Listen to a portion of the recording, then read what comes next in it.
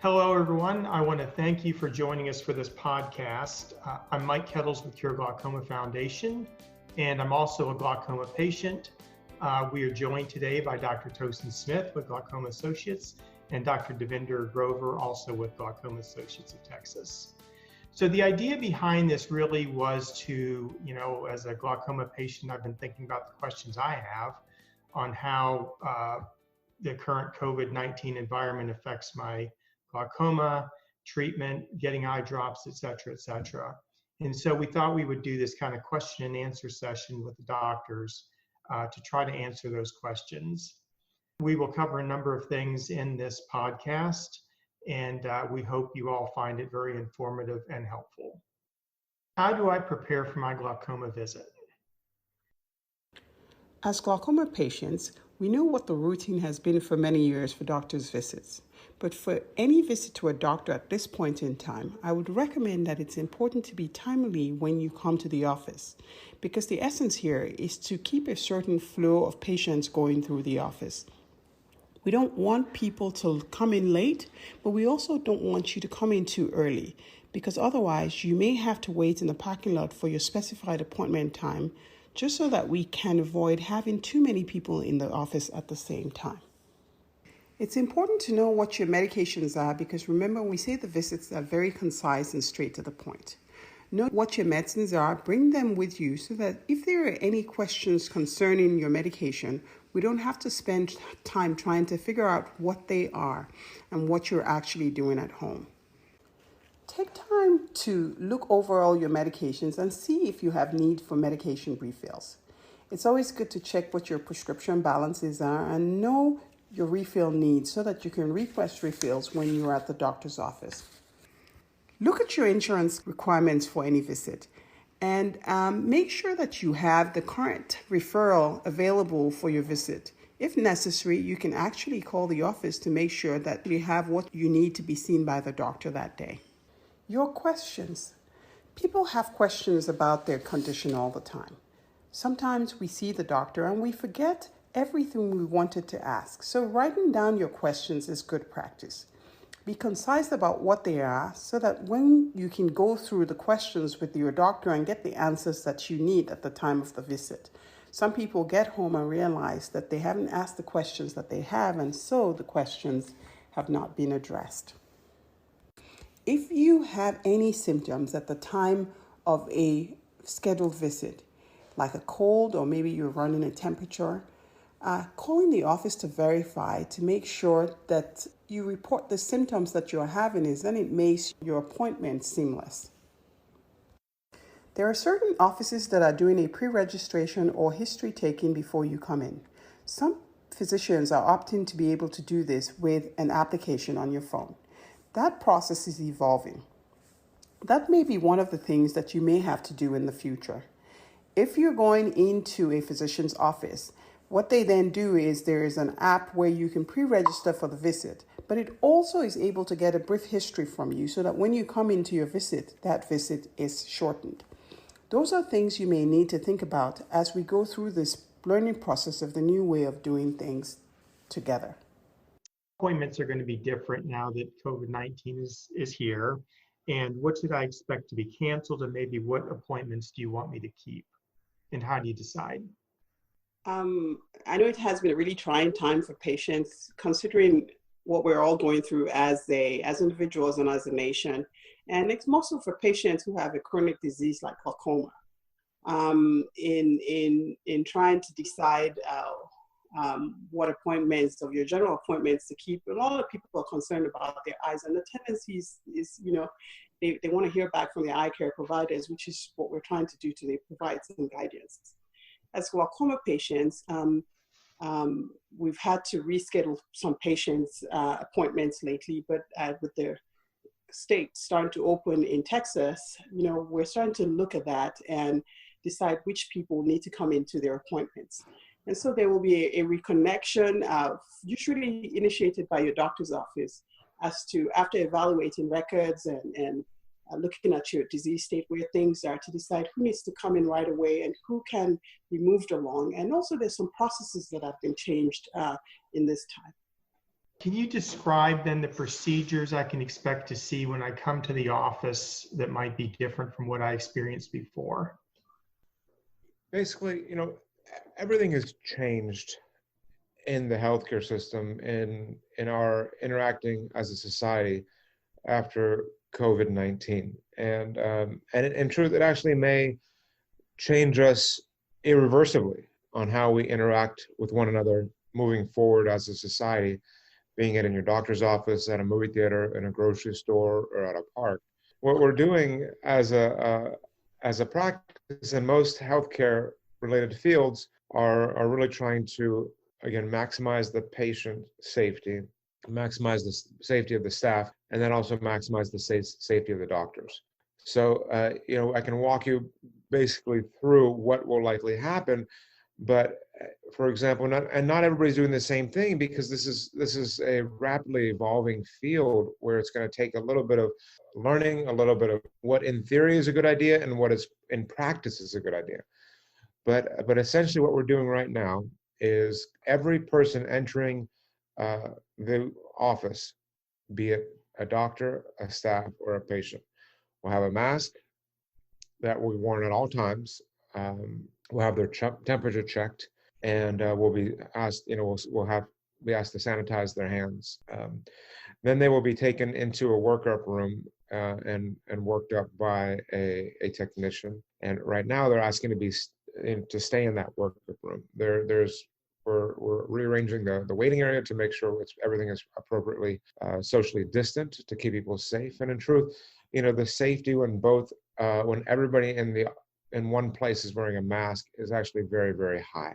Then the doctor will see you, and typically the way we're working the appointments right now is that the doctor will talk to the patient from the door to keep a distance and keep the patient as safe as possible. The exam lane door will remain open at all times. The doctor will only enter the room to specifically just examine the patient after he or she has washed. I usually will wash my hands right in front of the patient or sanitize right in front of the patient, and then examine the patient.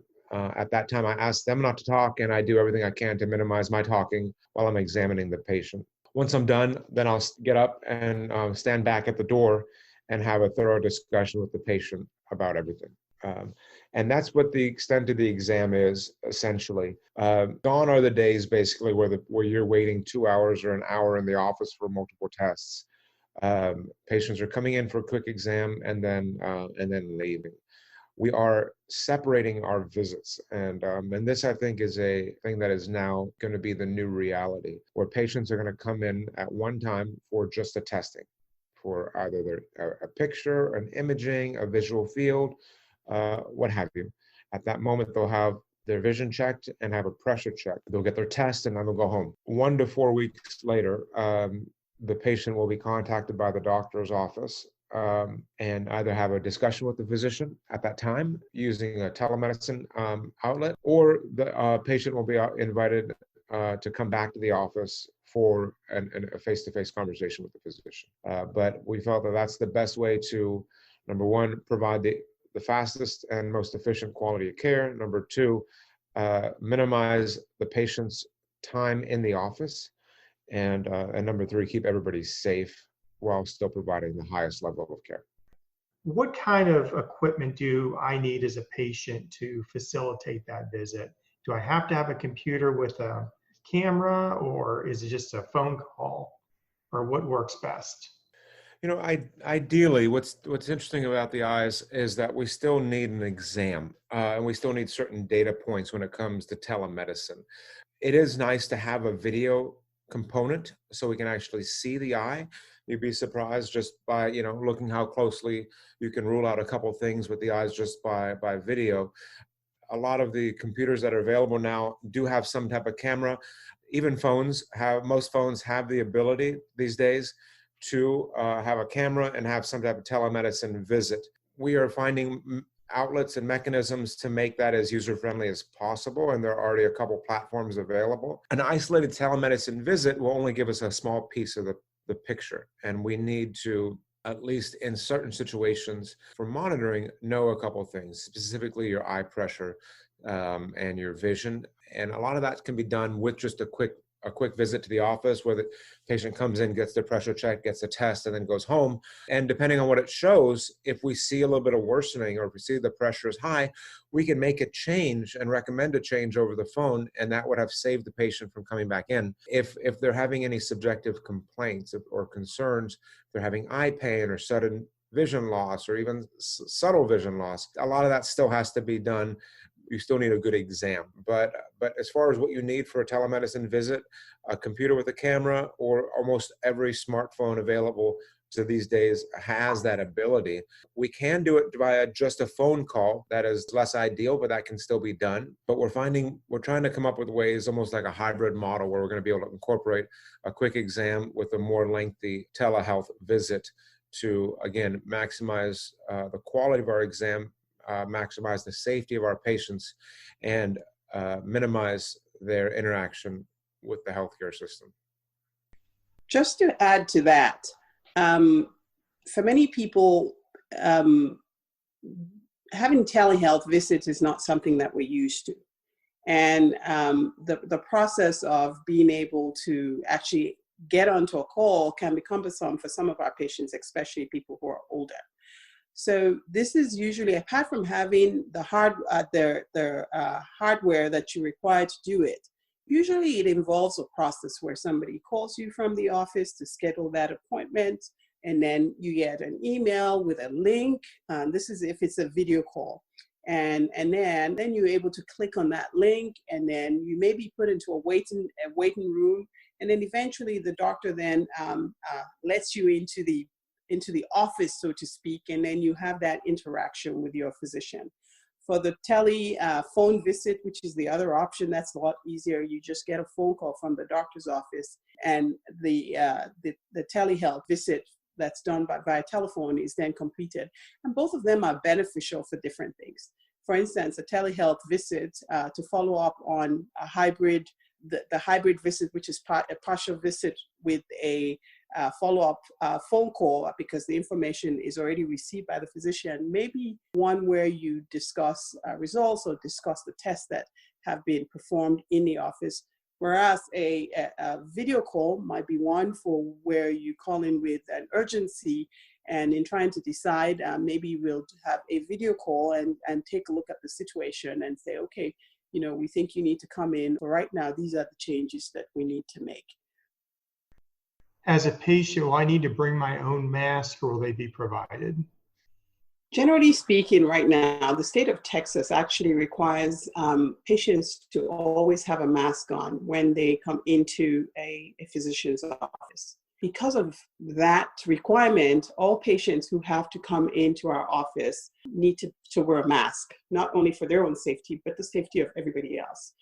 The preference is the patients will bring their own mask with them, because as we know, there is a shortage there are shortages in all sorts of ways, and we want to make sure that not only do they have personal protective equipment for the people who are definitely on the front line, to be able to provide masks, sometimes that gets expensive just because of shortages. So our preference is bring your mask. It is yours, and you can use it, whether it's a fabric mask, some kind of face covering, when you come in the office. Otherwise, actually, we may not be able to see you. If I need assistance to get upstairs, can I have my husband, wife, son, daughter bring me up? While we're doing everything we can to minimize the number of people that come in and out of the office, we do understand that some of our patients will require some assistance with getting into the office, and they need a partner or a family member or a caregiver with them, just because they're physically not able to make it into the office and interact in one way or another with the staff. So in those situations, of course, you can have one additional guest with you if they are essential in your needs of getting around, understanding, interacting with a proper exam. But just for the safety of everyone's family and the staff and other patients, we really want to keep a number of people coming in and out of the doors to an extreme minimum. And how long do you expect these modified procedures to stay in effect? I mentioned a little bit about this before, but these modified procedures, and if I have to bet, I would say this is going to be the new norm, probably for the next 2 years, if not more. I think are fundamentally changed as a society. We saw this occur in Asia after the SARS epidemic. Thankfully, we were spared from that, but they were fundamentally changed as a society at all levels of interaction. And I think this moving forward will change how we all interact with each other, how we talk when we see each other on the street, shaking hands, hugging, and the idea of wearing masks. And I think wearing masks are going to be, and should be, especially right now, more commonplace. But we're making changes right now in our office at Glaucoma Associates that we think are necessary, and we think these changes will likely be long-standing. Okay, so what are some of the steps being taken to keep the office environment safe for patients and staff? Thankfully, we've had a lot of guidance from all the different levels of governance, whether it's the CDC or from the state, but also within our practice as well. We are constantly looking to make sure that the work environment and the clinic environment is safe for our patients. Anything from the screening process when people come in, to the mask requirement, to the sort of the quicker transit time within the office to make sure people are not there, and controlling the number of people in our office at any particular point in time.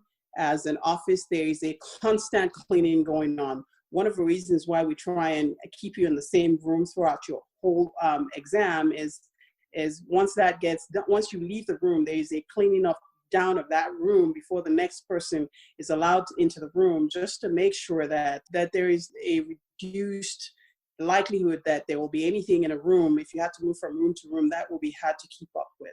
The other thing is some of the changes. I've had people ask me, oh, my pressure's been checked in a different way. So more and more of a contactless process is what we're trying to adhere to, so that we can make sure, at least around this time, that the office continues to stay safe. Having people not come in if they don't feel well. There are multiple layers of ways that we're working to make sure that people stay safe. Our staff always have a mask on in the office. We want to be safe, but we also want to keep people safe.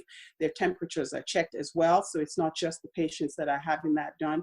And there's a lot that is being done in our office environment to make sure that the physicians, as well as patients and staff, are kept safe while we go through this COVID-19 pandemic.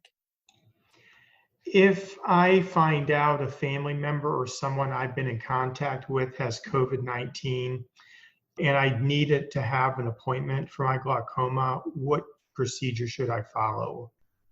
In deciding whether to keep your appointments, it's really important that before you come to the doctor's office, that there are certain things that you need to either notify us about before keeping an appointment. At the time of check-in, in addition to that temperature check, making sure you have a mask, there's usually a questionnaire that you answer to. And one of them is, have you had a fever, or have you been in contact with somebody with COVID-19?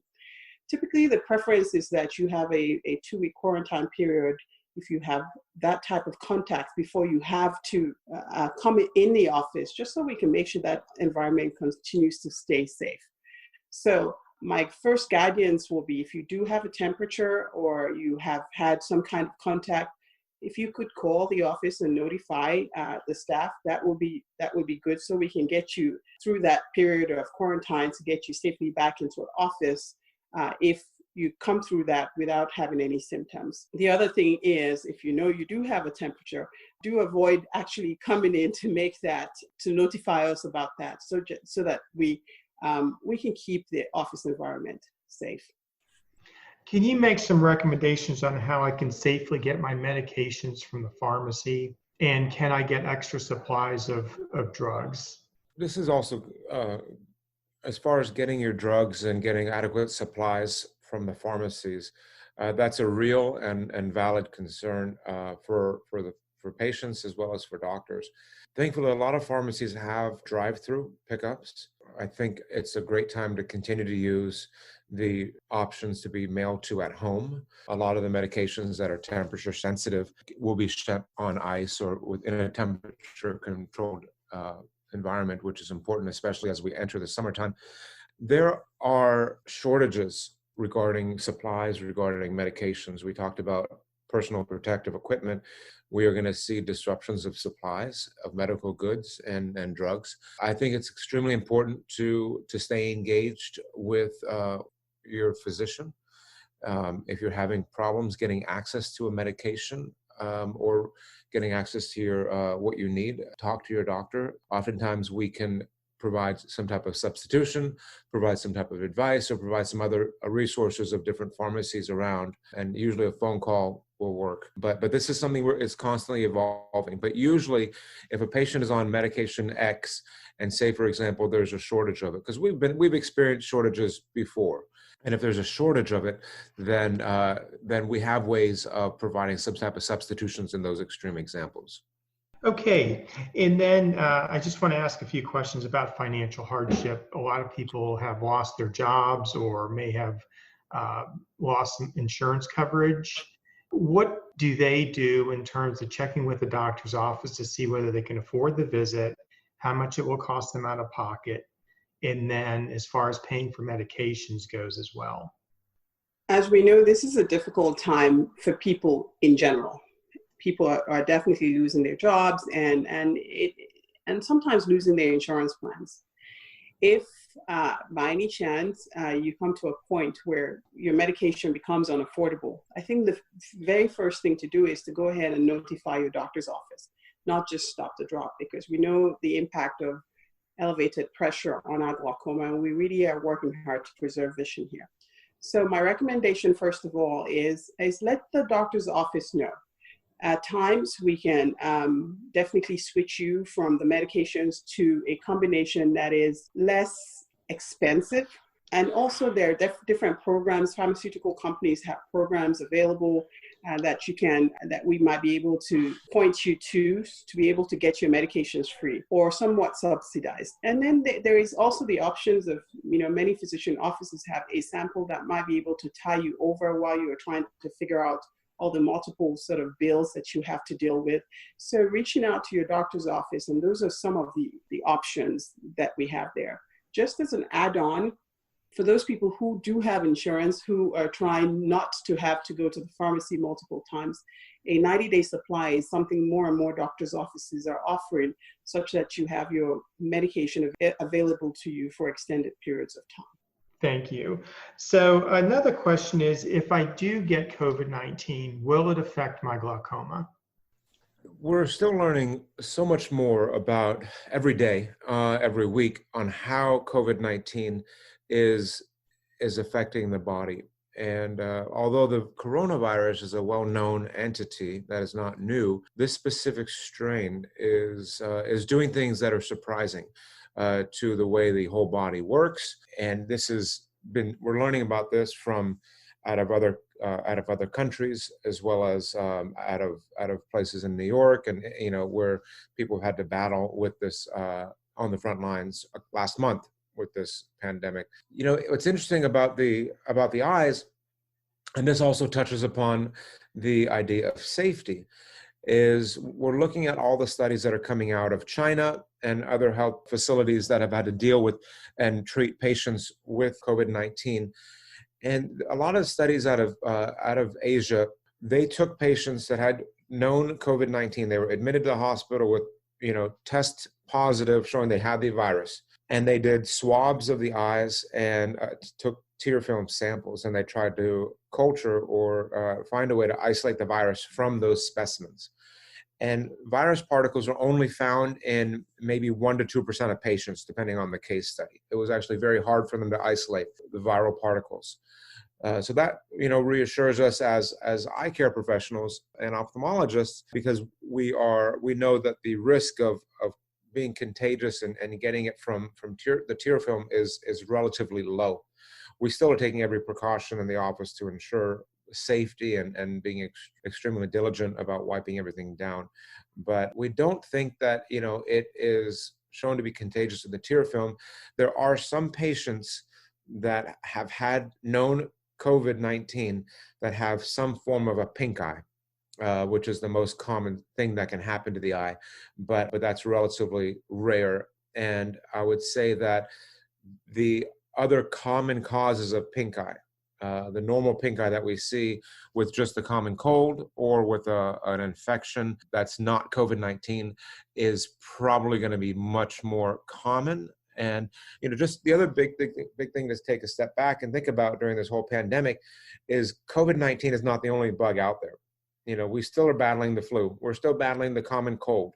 So we just don't know, given the lack of availability of testing. But there's there are tremendous resources in addition to your physician, and in addition to our website. The two phenomenal resources are the American Academy of Ophthalmology's website, as well as just going to the CDC. The CDC's website is phenomenal as well.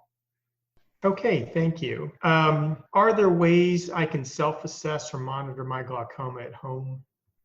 So for right now, there is not a perfect way of assessing glaucoma at home, but the situation we currently find ourselves in has caused a lot of minds out there in the country to start to think about ways that patients can have a baseline of some sort or a reference point to be able to be alerted if something is different, because as we all know, with glaucoma, for most people, it's asymptomatic. For now, the answer to that is there a way to treat and monitor my glaucoma at home? Is no, but there are definitely innovations out there just because of our unique situation now. And I won't be surprised over time that there will be tools that patients may be able to use to self-assess and then reach back to their doctor's office with as things start to evolve. So this is one where I would say it's work in progress, and we should look out for things that might definitely open up in future. The physicians at GAT always involved in the cutting edge of trying to make sure that we're providing the best care to our patients. So we're well connected with some of these possibilities, and as we investigate them, we would definitely be thinking about maybe recommending some of these for our patients. What happens if I need surgery? Glaucoma surgery and undergoing surgery at any time is sometimes scary. But again, as the common theme, I think I want to make sure everybody takes from this session is that this is going to be the new normal. We're not going to stop taking care of one another. We're not going to stop being able to treat you. We're just going to have to do it in a different way. We are operating, and during surgery, we are doing our best to keep everybody safe. And it is there are the same screening and safety protocols in place that will maximize safety for all people involved when it comes to surgery. But our threshold, especially over the next month or two, what is not normal is over the next month or two, or maybe even 3, there are a few things that are yet to be completely fully rolled out. We do not have adequate testing, the ability to adequately test everybody right now. We are short on personal protective equipment, and that is an extreme shortage. This is still in many places a state of emergency, and so we are doing our best to save surgery right now for people that are at immediate risk of going blind. And that is a regulation that is coming down from the CDC, from the FDA, from the Texas Medical Board, and the governor as far as how we move forward with everything. And it's also just common sense. If we don't, my overall theme with everything is we want to do everything we can to keep our patients safe, keep our patients stable. But if you do not need to interact with the healthcare system right now, our preference would be to not interact with the healthcare system. So, if you have a mild cataract that may be affecting your life, it's probably not the time to consider an elective, non-urgent, non-emergent cataract surgery. But if you have glaucoma that is at risk of causing you to have irreversible nerve damage, irreversible vision loss, which may cause to significant vision impairment, it's without question a safe time still to undergo surgery when the small added risk of the situation justifies the benefit of the surgery. Okay, thank you. I know that, or it seems like the transmission path for COVID-19 is through the eyes or mouth being inhaled. What precautions should I follow before I take my eye drops? Now, the precautions for taking eye drops, generally speaking, for most people anyway, involves things like making sure you take your contact lens out and then going ahead to instill your drops without actually touching your eye so that you don't contaminate the tip of the bottle. So a good hand washing, for instance, prior to going ahead to take things like contact lenses out is good practice, because you don't know where you may have touched before reaching to take the contact lens out. So, and then the other thing is when you have to put your eye drops in, try not to contaminate the tip of the bottle. Make sure you store your medication in a safe place, depending on what the storage specifications for that medication is. But for the most part, I want people to understand that the spread of transmission of COVID-19 is essentially through the air. It's airborne. So, and it's via air droplets. I know there's that small percentage of people who may have the virus in their tear film, but predominantly it's droplets. And that's why the hand washing is a very critical part of this, so that you do not reach up to your face and contaminate that way. The transmission via tear film is your tear film is very low, but we all need to have good practices because we know we have to reach up to our eye. We might be spreading up, pulling our eyelids open to put that drop in. So washing your hands is really good practice here. Will all the GAT satellite offices remain open, or are you going to consolidate some of that? As we've mentioned before, this is going to be a new phase of medicine and a new style of practice. And, we're lucky to be positioned to the fact that we have multiple satellite offices and we've already laid the infrastructure down. So hopefully this transition for us will be relatively seamless. What's very likely going to happen, before COVID-19, the most challenging part about getting a patient's visit was finding a day where the patient could come in for a visual field, one of these pictures called an OCT, and then an exam with the doctor. And those had to have 3 slots available. And testing was usually the limiting factor in trying to find a patient's visit. What we envision happening is we're envisioning running our satellite offices as these peripheral testing centers that will have the ability to run testing every day, 5 days a week, for possibly even longer hours. All this stuff is still rapidly evolving, but we envision maybe having hours from 7A to 7P, where patients are able to come in before work, maybe after work, more on their schedule, where again, we're going to be able to minimize the number of patients at any moment during the office, but offer a variety of slots available to them. So they'll be able to come in at their convenience at any of our satellite locations where they'll get some testing done. And then again, follow up with either a visit with the doctor in clinic at one of those satellite offices, or in Dallas or Fort Worth, or engage their physician in a telehealth visit. So this may, this has been such a devastating and horrible situation for people around the world. But the beauty of the human spirit is, under these situations, are when we're challenged most, is when we're forced to innovate and create most. And we're seeing that around the world, and we're seeing that amongst my colleagues and other people in the healthcare system. This may be a change for the better, and make us more efficient even after all this resolves. This may be the way, like I said before, no longer are the times where the patients come in and testing is behind and the system is not running efficiently and the patient's in the office for 2 hours. That hopefully will never be the situation. The patients should hopefully be in and out relatively quickly for their test and out, for their doctor visit and out. So this actually may lead us, when all is said and done, with a better, more efficient and safer system. What do I do when I have an urgent or emergency about my eye care? When you have an emergency, the process is pretty much the same, because an emergency is always an emergency. So if you have an urgent issue or an emergent issue with your eyes, go ahead and call the office. like we have always done, and we will take your phone call and somebody will get back to you right away. And usually, depending on what that emergency is, there will be allowances to get you in the office right away to make sure that that's fully addressed. So even though there are things being done differently in the office, it is important that people are aware that their physicians are there. There's always a doctor available to take care of you, and do call to whether it's a medication refill you need, or you have an urgent issue going on. There are doctors there always to take care of you. Okay, Dr. Smith and Dr. Grover, thank you for the time you spent with us. I'd like to know if you have any final thoughts that you would like to share with the patients today.